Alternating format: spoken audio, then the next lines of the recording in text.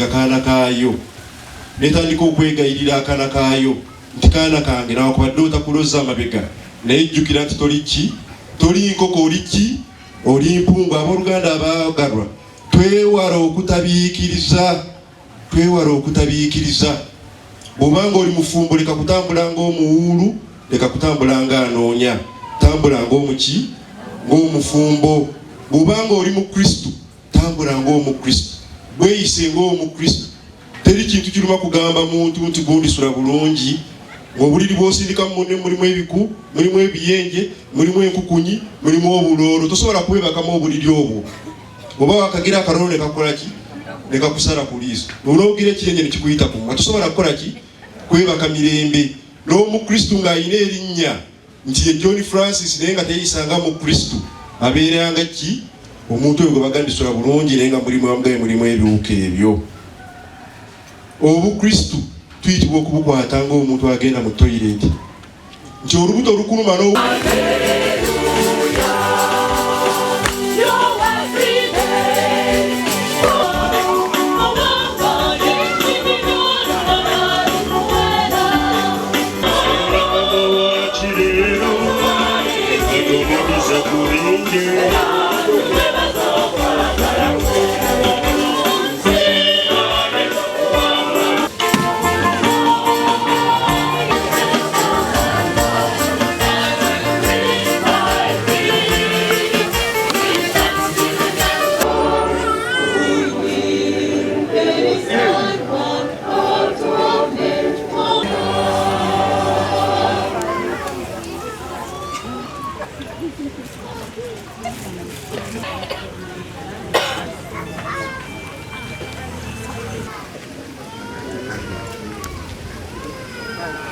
kwaya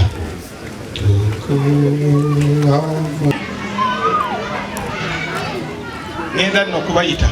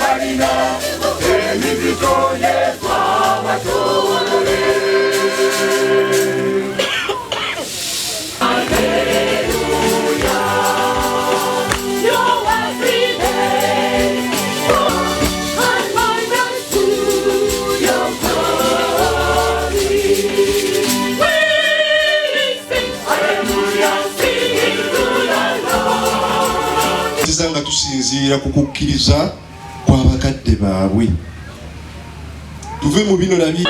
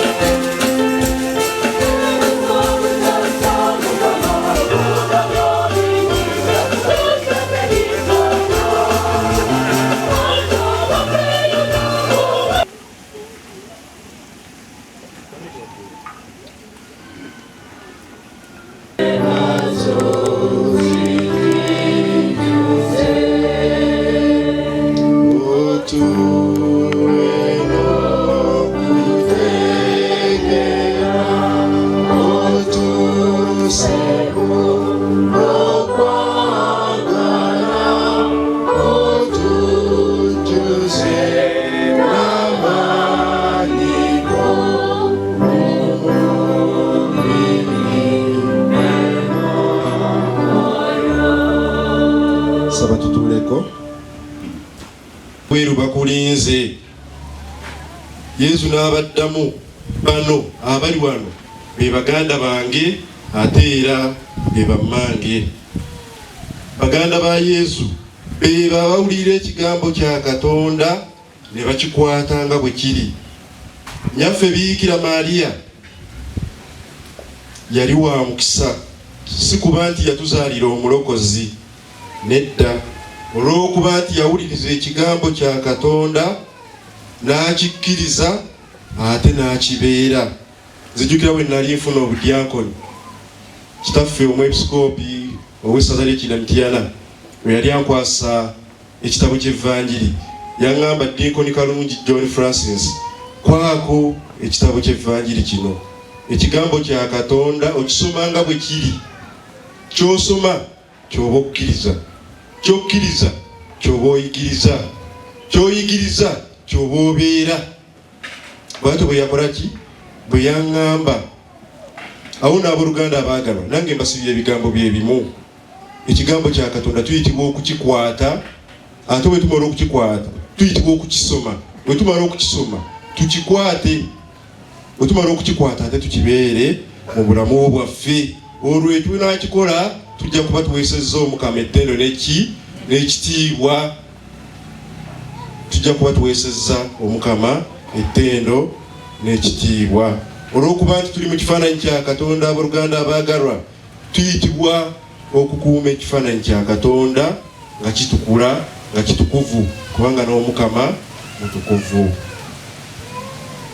Waliwo omusajja omu yali ayita oyingira omwange ombina omusabira Mukama waffe Yesu Kristo byenkume bulijjo okutuuka mu bulamu obutaggwaawo.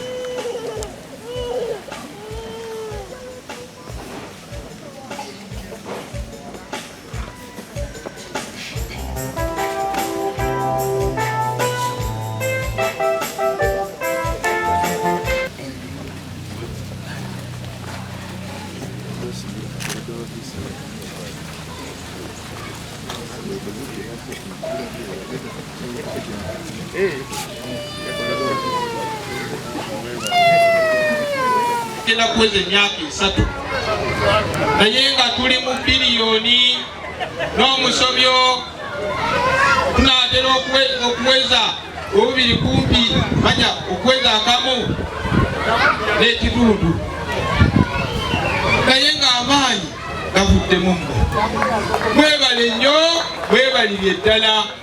Sinnabagendako mu gavumenti, abamu bagamba ngendako mu gavumenti, naye ate bwe ngendayo nayo si